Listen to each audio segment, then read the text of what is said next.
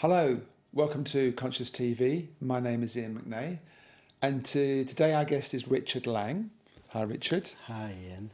And Richard has written a book, Seeing Who You Really Are, and it's subtitled A Modern Guide to Your True Identity. And that's interesting. Why do you call it a modern guide, Richard? I think because it uses techniques which we call experiments. And so it's in the spirit of modern science, really, to look into what you are, not to take on anyone else's word for it, but just to look for yourself at your own direct experience. So we call it a modern contemporary way, as opposed to a traditional spiritual way, I suppose. It's quite empowering in one way, isn't it? It Just is. go by your own experience. Absolutely, yes. Yes, you're the only one that is you.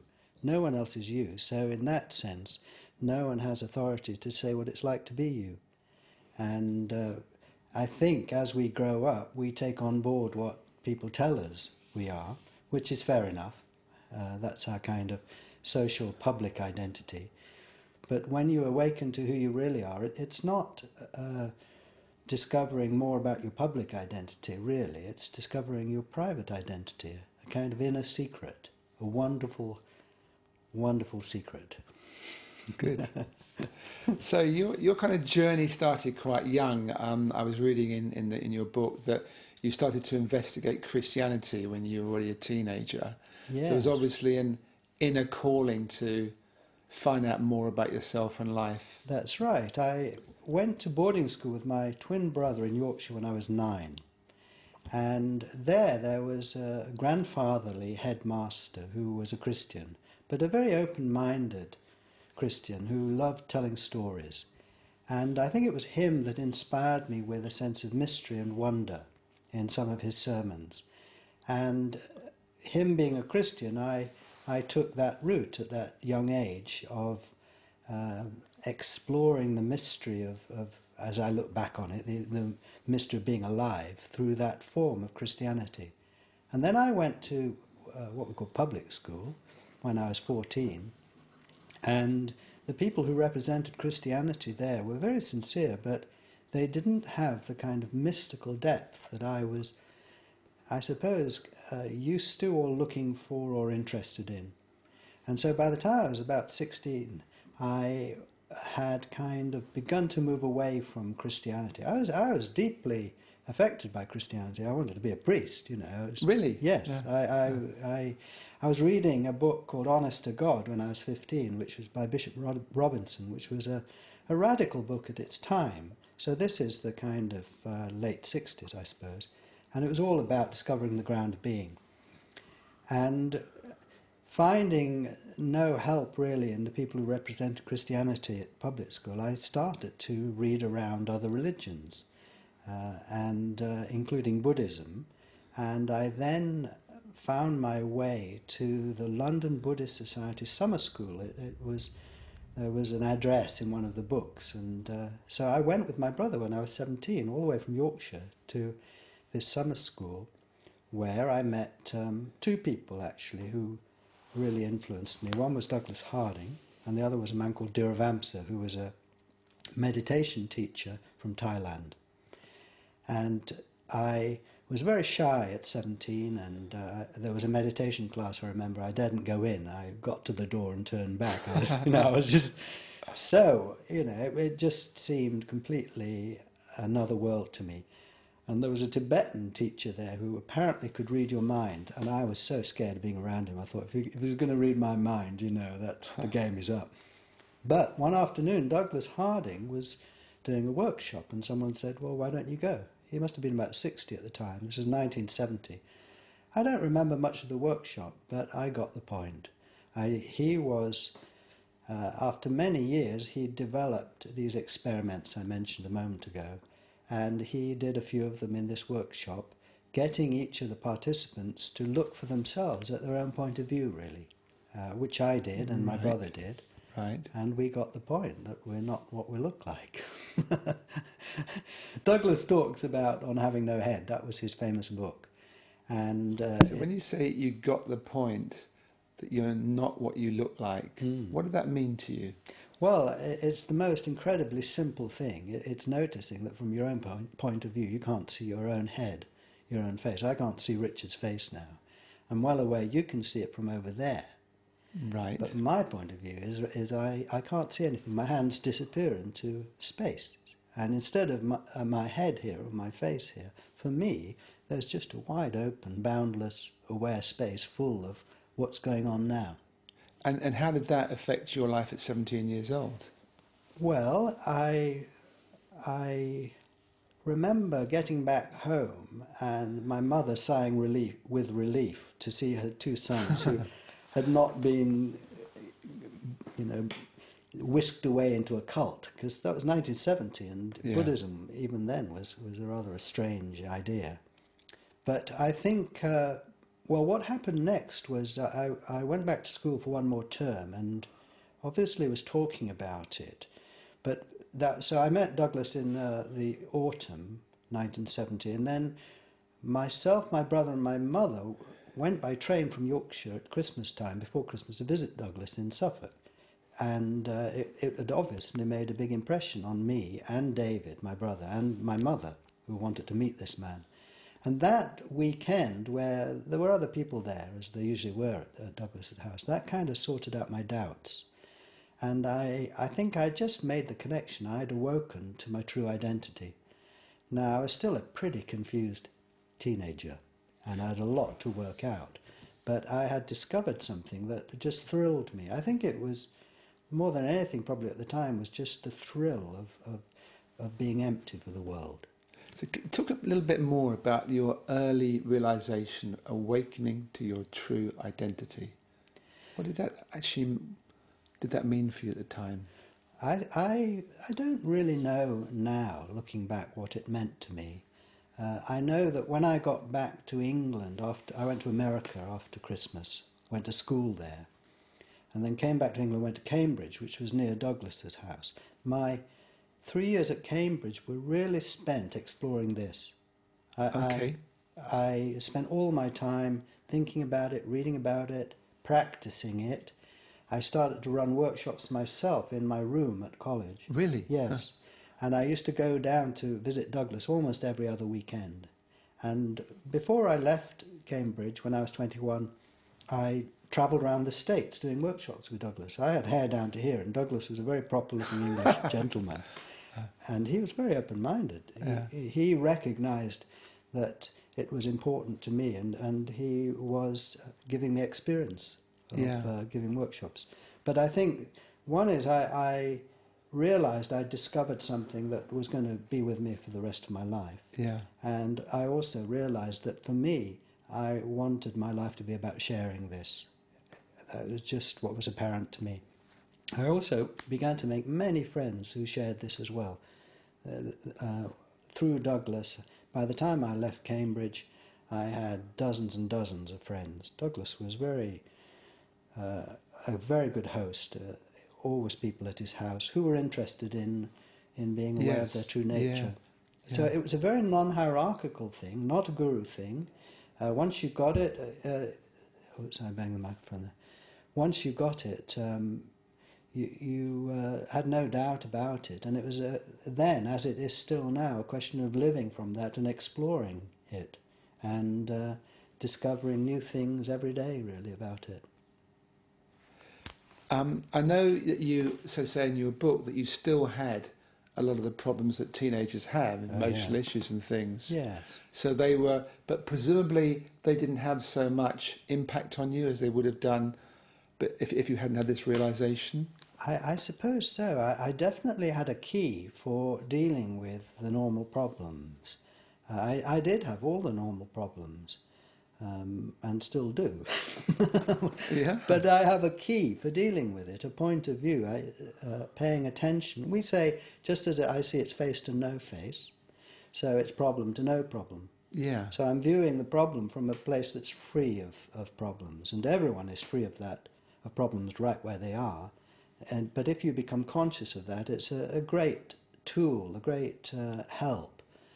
And I think, really, one thing is seeing who you really are, And then following that is exploring living from it and in a way trusting it.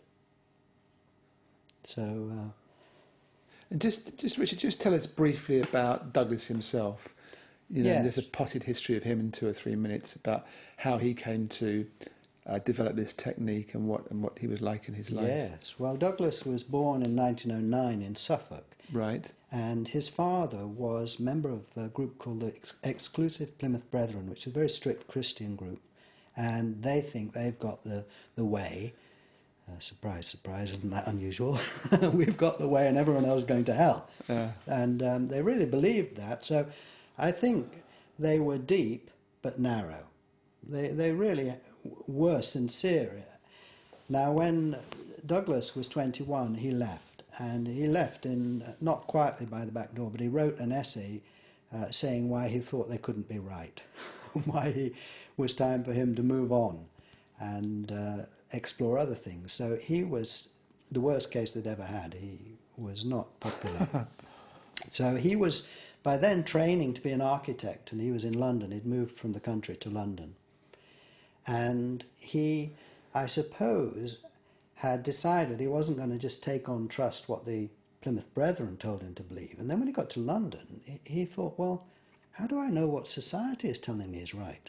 I mean, let me go right to basics here. He had a basic sense of curiosity and determination to find the truth, I think, and independency, and probably a bit of ambition as well.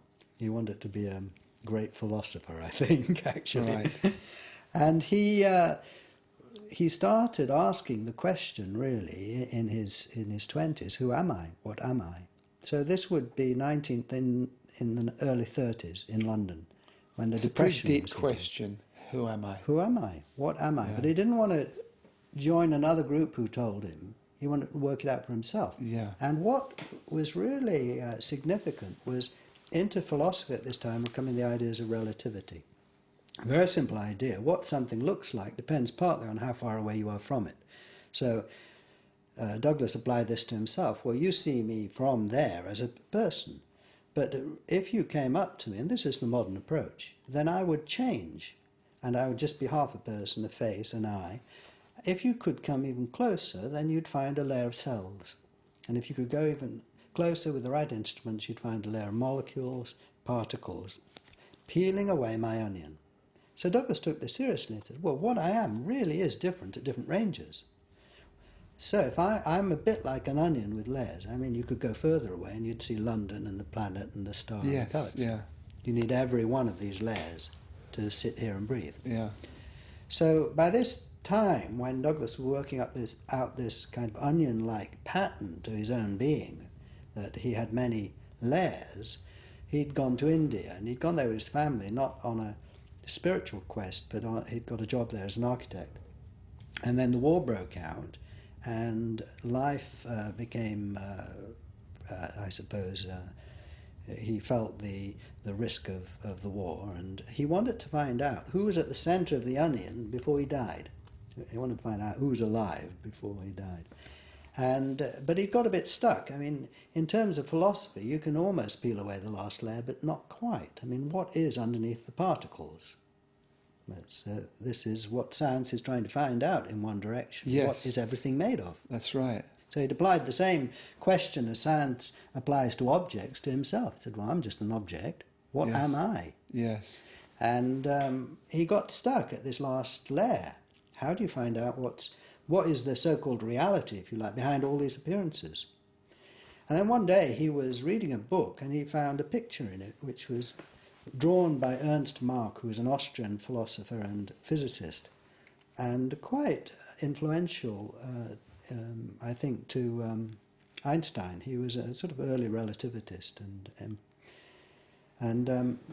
phenomenologist, I suppose. Anyway, this picture was a self-portrait. Now, most self-portraits you draw using a mirror, don't you? I've never done it, but I guess you would. Yeah, you get a mirror and Yeah. there's your face, and you Yeah. get a piece of paper and you draw what you see in the mirror. So actually, this is a picture of what you look like at several feet. Okay. It's a picture of you as an object, isn't it? Okay. And what this picture was what Ernst Mach looked like from his own point of view, not using a mirror. And in the picture, that you've got the room, and then you've got his legs, and you've got his torso, and then in the picture you've got his arm reaching out. But you to don't the see his ease. face. No. Ah. Right? And down back one side of the picture, you've got a huge nose going from the ceiling to the floor. Well, if I close my eye now, Yeah, yeah. you see what I mean? See, yeah. You've got the biggest nose in the room. And he also, this guy had a moustache, and he drew his moustache, and it was a handlebar moustache, you know, big moustache, and it was as wide as the room, all the way along the bottom of the picture. Of course, you don't see Ernst Mach's face. It's quite a well-known picture. I think 1890s or something it was drawn. And the guy just wanted to put aside all his ideas and just draw what he actually experienced. And when Douglas saw this, he thought, oh my God, I'm in the same condition.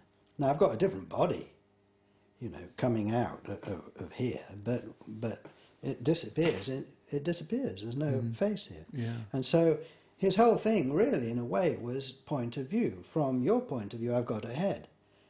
That's valid. But from my point of view, I don't find anything here. There's sensations, but no object here. Just awareness, you see. And I will take that view, my view, just as being as valid as your view. Both are true. So this was when the penny dropped. This was Douglas discovering what was at the centre of the onion. All the layers. Nothing at all. Full of a view out, a unique view out. But he still had his mind running. Yes, oh yeah. Well, part of the view out is your thoughts, you see. Yes. And your feelings and your reactions. But my thoughts now are coming and going in this empty space. And it's not something you can demonstrate outwardly. You can never prove you're headless to someone else. So they have to look for themselves. So the space for you is an infinite space? Well, let me have a look. Yes, it is. That's the experimental approach, you see. Yeah. Not even remember what I experienced a minute ago. Let me have a look now. My hand disappears. I don't find any boundary to this emptiness. Look, you've brought some props. Oh, yes. So why don't we have a bit of a go? Okay. And see. Yes. I remember, I have to say that about 25 years ago, maybe longer actually, maybe 30, a long time ago, I did do an afternoon with Douglas Harding. Ah, yes. And I can't say I remember very much about it, and I can't say I got very much from it. So this was the last time that I had one of these. So are we both, do I do it or we both do it? We both do it. Okay, all right. I just explain what it is. Yes. This is an experiment. So this is, yeah. And it's for noticing the difference between what you look like to others and what you are for yourself. Right? Okay. So very simply, if you look in the mirror, you'll see your face.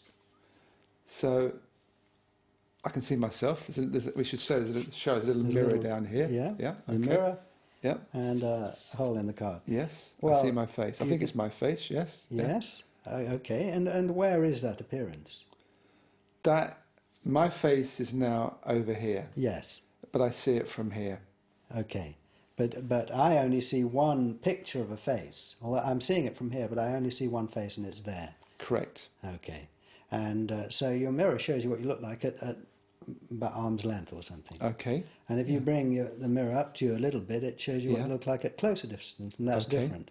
Okay. And if you were to bring it right up, you get a blur, Okay. and then bring it away again. So your mirror is helping you show you how you appear at different distances. Yeah. I'm just going to say, people watching this, if they want to stop the program, all they have to do really is find a piece of card, and they cut in a hole, which is roughly going to cover their face like this. That's right. And you get a small mirror, Yes. and you paste it on there. Small Yes. mirror, well, you can see how big it is, very small. That's And, right. people can do this if they want while Yes, we're doing it. that's We right. start the program, yeah. Yeah, sure, Okay. absolutely. I mean, this is very, very simple. So I'm seeing where my face is. It's Yes, there. okay. But I not only want to be aware of what I look like, but I want to know what I am. That's the question. What am I really? Yes. And the mirror can't tell me. It can tell me what I look like all the way up to here, Yes. but it can't reveal what I am at centre because I can't get it here. Okay. But I want to look. I want to take a fresh look at what I am at centre. So then now I look at the hole in the card, you see. And Okay. I notice it's a round hole, but it's a hole, it's empty. And because it's empty, I can put things in it. I can put your face in it now, or your hand. Yep. Okay. But it's a small hole. Now, paying attention to it, to the card, if I bring it up towards me, if you try this, Yeah. I bring it towards me, then the hole gets bigger. Yeah? That's true. And it gets Yeah. even bigger. Yeah. And finally, when I put it on, I find no boundary to the hole, visually speaking. Right. So I've now drawn my attention from arm's length all the way to zero distance. And here I find this boundless, awake space full of my view out. So it's a little experiment for drawing your attention Yes. from arm's length all the way home to what you are privately. Okay. That's it, you see. Very simple. Now, if you don't feel wow, then so be it. But I believe no one can see their own face. See? Now, everyone responds differently. Well, we have an image. Like, okay, I can look at the mirror, of course, but I have an image of what my face looks like. Yes. Now, I'm not a very good artist, so I'd find it very difficult to draw my own face. It would be unrecognisable because I don't have that talent. But somehow, if I see pictures of 1,000 faces, I can pick my face out. Yes, and where do you can remember the image of your face now if you don't look in the mirror. So where have you Yes. got that image from? Well, it's not only just looking here, it's Right. looking, having seen it Yes, thousands and thousands of times. yes. So you've learned it, really. Absolutely, it's Yes. memory. Yes. So I think as a baby and an infant, we're not yet identified with that face. I have a friend whose daughter was 4, and my friend asked her to go and wash her face in the bathroom. And when she looked in to see what her daughter was doing, she was washing the face in the mirror. So she's washing the mirror Yes, and think, that's where she found her face. She Yeah. was innocent and hadn't Yeah. yet moved it. okay, And the same little girl came home from school one day with a picture of her class, and with Mum was going through every face, and she got to a little girl on one row, and she said, "Oh, I've never seen that little girl in my class." Well, who was it? yeah, It was herself, you see. yeah, And until we're a certain age, we are faceless and headless. Yeah. And we haven't learned yet to identify with our appearance. And by the time we're, a child, we are aware of our appearance, but not yet fully identified with it. yeah. You see, it can change. I remember reading, there was a film made years ago. It was about a plane crash in the Andes. It was a rugby team going. Oh, yes. I forget whether they were going from Chile to Brazil, I think, and the plane crashed. And it was an incredible story because half of them were killed when the plane crashed, and some survived, and they were there several weeks, like 5 or 6 weeks, and they were, eating each other in the end. Obviously, the bodies they were eating. But the main guy who survived, who wrote the book, incredibly moving book.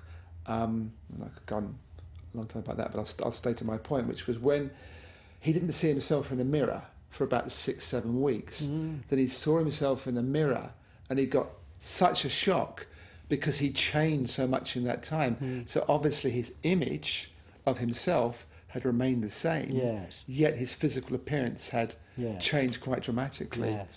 And I guess that happens sometimes. Oh, You're holding this memory, Yes. and it's out of date because it is the past. It's memory. I think it's probably always out of date unless you're actually looking in a mirror at Yeah. the time. And I've had that experience going camping, and after a day or two looking in a mirror and being quite surprised. I think the process of growing up is becoming aware of your individual identity, and that is bound up with your appearance, of course, and your nationality and your family and what you want to do in your life. Growing up is finding out who you are on the human level. And this is fantastic. Language and culture and technology all come out of this. But I would say this is not the end of the story, that your true nature, which is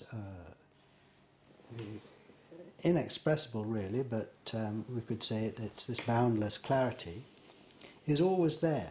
And as you grow up, you just lose touch with it, or you lose awareness of it, or you overlook it, and you become hypnotized by your individual identity. Absolutely necessary and wonderful thing. Now, if you live and then die, just convinced you're just the one you see in the mirror, I think you've missed out on what is your birthright, the next stage, really, which is awakening to who you really are and discovering your private identity. And you continue being aware and developing your public identity. For me, Richard, for you, Ian, and everything we want to do. But awakening to your true nature is discovering who is at the heart of your human life. And awakening to who is at the heart of your human life, this infinite resource, just empowers you to be yourself even more. It's it's not a denial of your individuality, it's an empowerment of it. I know, Richard, you also explored Buddhism for a time. Yes. Is that part of your life now, Buddhism still? Not in the same way as it was. After about 8 years, after I'd met Douglas, I met again this guy Dhuravamsa, who was there at the same London Buddhist Society Summer School as Douglas was when I first met Douglas. And I'd come across Dhuravamsa over the years. And in 1978, I heard him talk, and I thought, oh, I'd like to go on a retreat. And I went on a retreat, and it really impressed me, a Buddhist Vipassana retreat. And so at the end of that year, I think it was 78, I went and joined the community. It was in Cambridgeshire. And after a little while, they asked me to train, and then I trained for a year and then led 10-day Vipassana retreats for 3 years. Yeah. A very intense experience, wonderful experience. And it was Vipassana meditation mixed with a lot of body work, and that's where I first learned Tai Chi.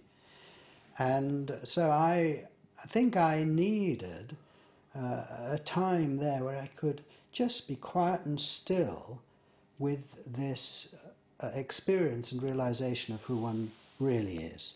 I just needed to digest it, I think, looking back. And I needed to explore my own way, because I'd obviously been very influenced by Douglas at a young age. And I needed to, I suppose, plough my own furrow, walk my own path, really, which I did. And I don't practice regular sitting meditation like I used to then, but I love it. I love it when I do it, and I'm so happy to have explored another approach in depth, really.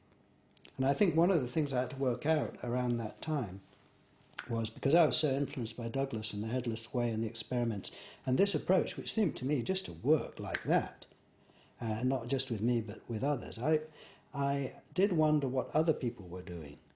And I found value in this other way. And then I had to work out where I stood between the Headless Way and meditation and then other things. Yes. And I came to a kind of deeper understanding for myself that all these are ways. And one's true nature is it doesn't belong to anyone. And so in the long run, although it was confusing time for a little while trying to work out where I stood vis-a-vis these different approaches, it led me to a deeper sense of my own freedom and independence in a way. It was one thing that you mentioned in the book. At some point you were, I think, having a little difficulty, and you said you trusted the void to help me.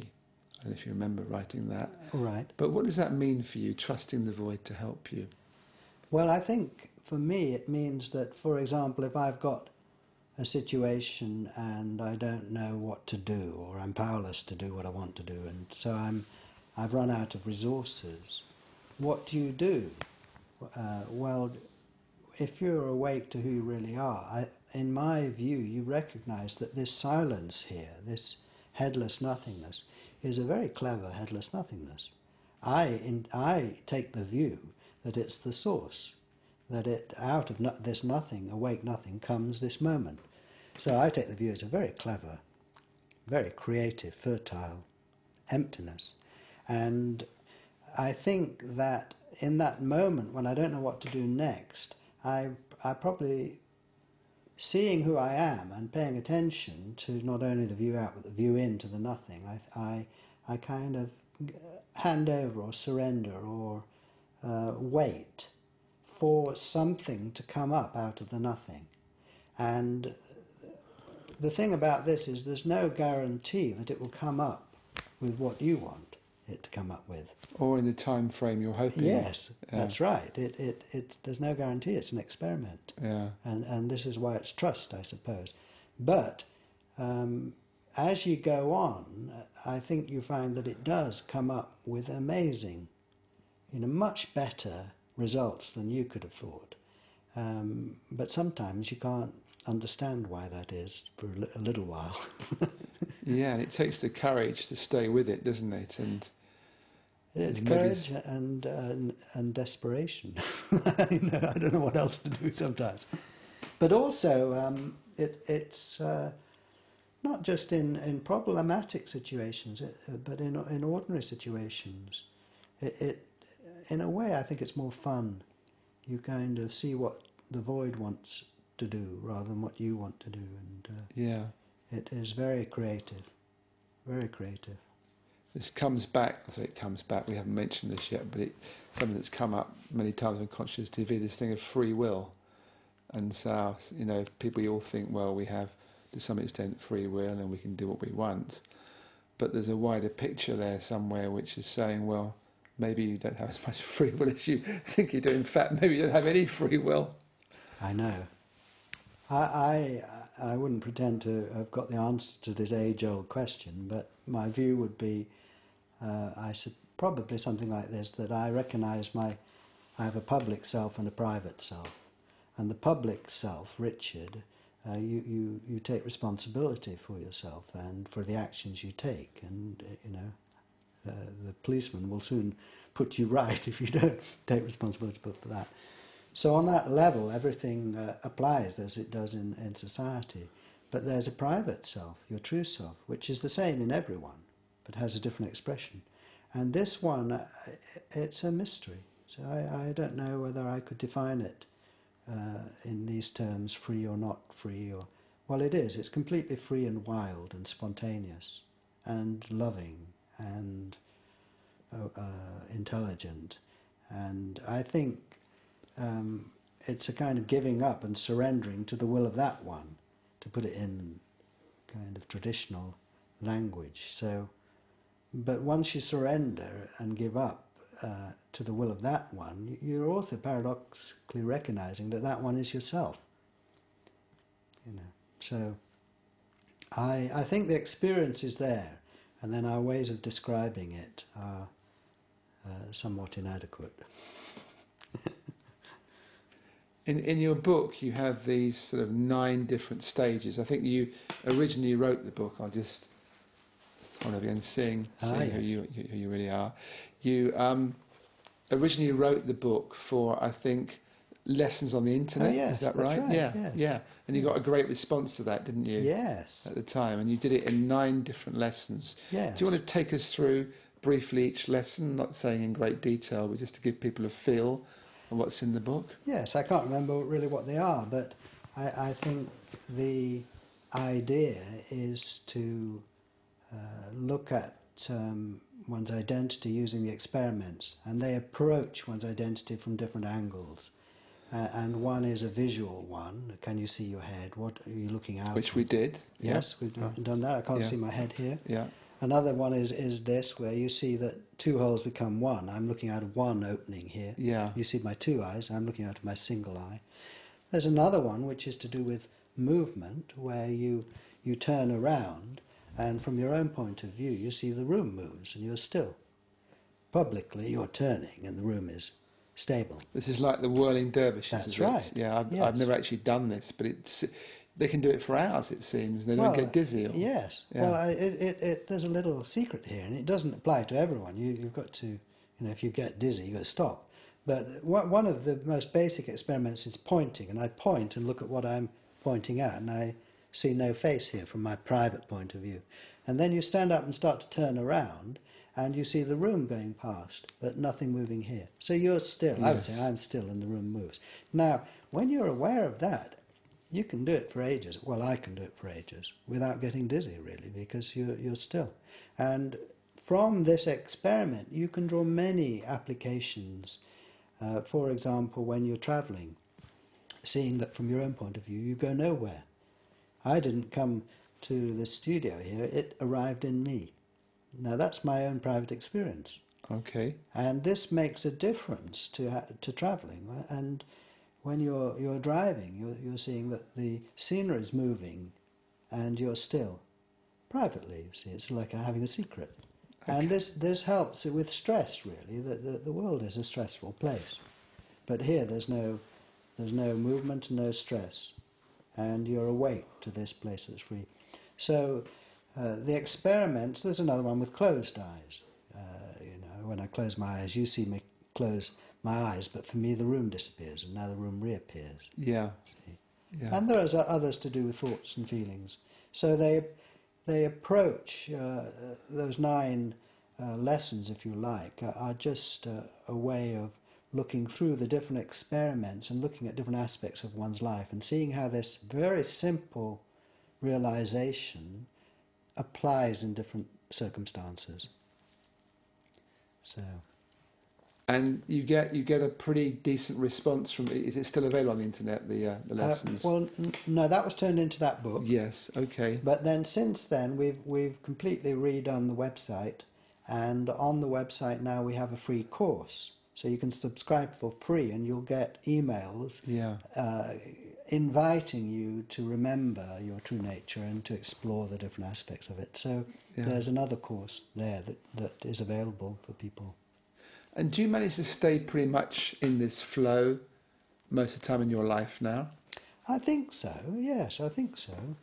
And so do many of my friends. I'm not saying this is special to me, but it's a wonderful thing. And I think the more you go on with it, the more you realise it's always been there and it's very natural.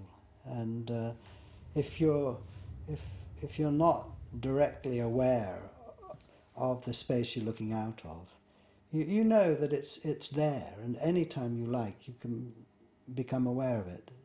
So if it's not on the front burner, it's on the back one, and you can bring it forwards. And so there's no worry really about it.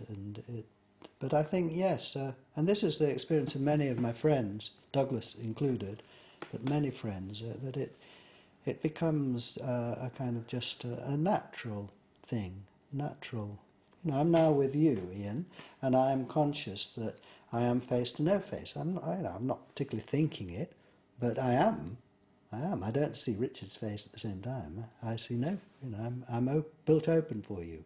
See, I include you, and I in that sense, I am you. I am your appearance. I don't know what you're feeling and so on, but so this is a very different way of being with others potentially.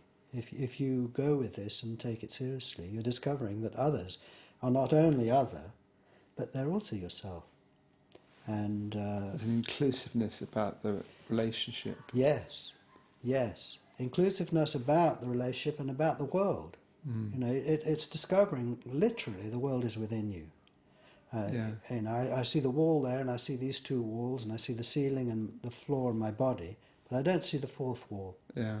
So privately, for me, I'm not surrounded by 4 walls. There's only 3. I'm not imprisoned. I'm not trapped in this room. In fact, this room is in me, privately. And so I'm seeing I'm free as who I really am. Yeah. As an adult, I'm aware. As Richard, I'm not free. So I have both sides. And this is so kind of healthy and delightful. One wants to be aware of it. It's not really a kind of difficult job. It's something that is very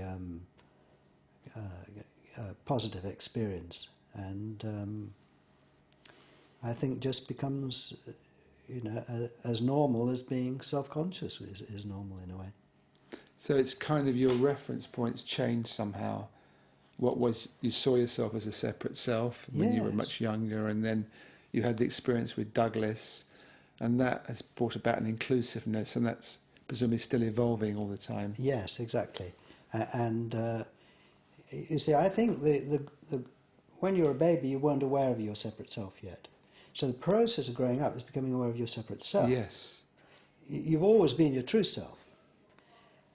And in order to profoundly believe in your separate self, you've got to kind of forget about your true self. Otherwise, you'd have it always in the back of your mind and you wouldn't really believe in your separate self. So the process of growing up is this profound identification with your separate self. Now, when you awaken, in my view, you realize this is not a mistake. This is a beautiful development in awareness, that the one has become aware of being a little one, a public self, as well as its true self. And so now I, in my own experience, find that living my life as Richard is different now that I've awoken to whom I really am, because I'm now aware of this fantastic resource at the heart of Richard.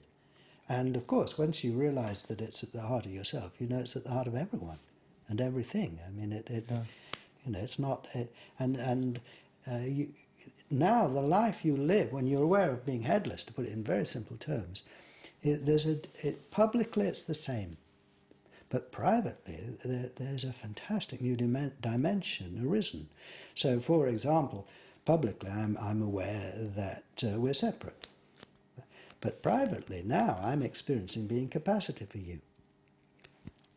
This is a beautiful, deep, true kind of open secret. And this affects the way you are with others. Now I see I am capacity for my environment. You know, I don't stop here. The space includes not only my body and my feelings, but the table and the trees and the planet. And one sees that one has no boundaries privately. Publicly, you're well aware of the boundaries. But you're still aware of Richard himself. Absolutely.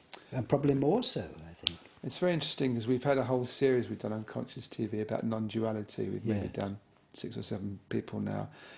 And they're pretty much saying that there's no self.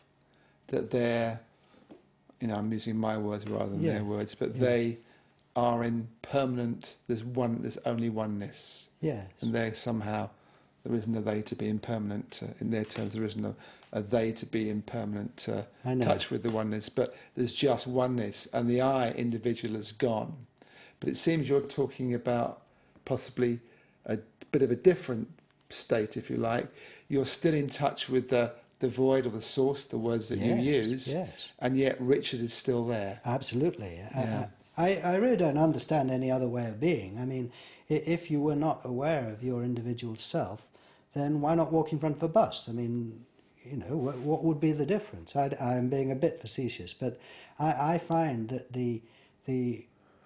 on the one hand, it's simply, I would just be honest, I'm aware of both. Yes. And I think this is fantastic. There's not a mistake or anything gone wrong. It's a wonderful, wonderful thing that the one has now many vehicles for expression. Yes. I mean, to me, the whole journey is, in the beginning, when you were a baby, you were one. Then you discovered you were one amongst many. And now you discover you're one and many. We are many and we're one. Now that is a far better condition from just being one, in my view. You've got the best of both worlds. Yes, yeah. And I think also that, I mean, to me, it's being honest and it's just being true, and it I think it corresponds with what people have found down the centuries anyway. But also, in terms of the modern world, I mean, how far is the claim that you don't exist going to go? It doesn't look very practical to, the problems in the world. Well, you might say, well, it's not about that. But to me, the challenge is to communicate and show how this realization is highly practical and does not fly in the face of science or what we know about being here and who we are.